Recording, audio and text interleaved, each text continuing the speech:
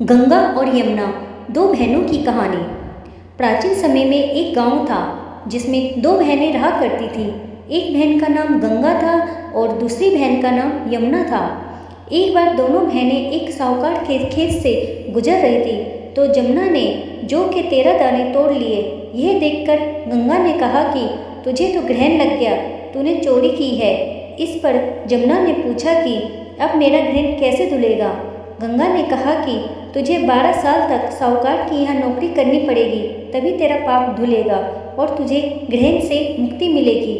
यमुना एक साहूकार के यहाँ नौकरी के लिए जाती है और अपने लिए काम मांगती है, लेकिन काम करने से पहले ही यमुना कहती है कि मैं सारे काम करूँगी, लेकिन 4 काम नहीं करूँगी। झूठे बर्तन नहीं मांजूंगी, झाड़ू नहीं लगाऊंगी, बिस्तर नहीं बिछाऊंगी और दिया नहीं जलाऊंगी। साहूकार ने कहा कि ठीक है, उसे काम पर रख लिया। इसी तरह काम करते हुए यमुना को 12 साल बीत जाते हैं। 12 साल बाद कुंभ का मेला लगा तो साहूकारनी भी कुंभ नहाने जाने लगी। यमुना ने उसे जाते देख उससे कहा कि कुंभ के मेले में मेरी बहन गंगा मिलेगी तो उसे ये सोने का टका दे देना, इससे वह अपने हाथों में सुंदर चूड़ियाँ पहन लेगी। साहूकारनी ने कुंभ के मेले में गंगा को वह सोने का टका दे दिया।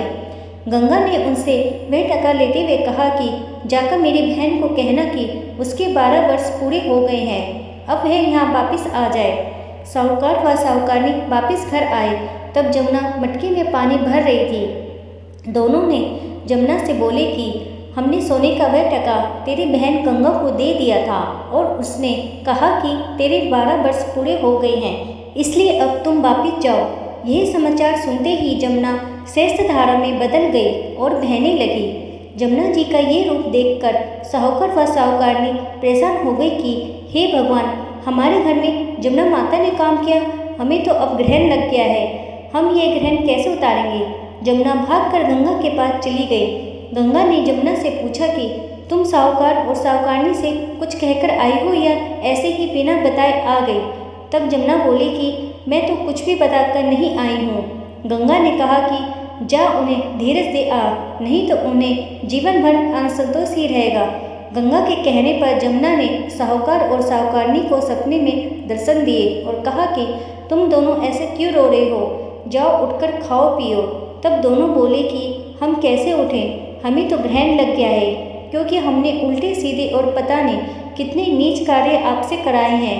तब यमुना जी बोली कि तुम्हें ग्रहण नहीं लगा है, ग्रहण तो मुझे लगा था कि मैंने तुम्हारे खेत से 13 दाने जौ के चुराए थे।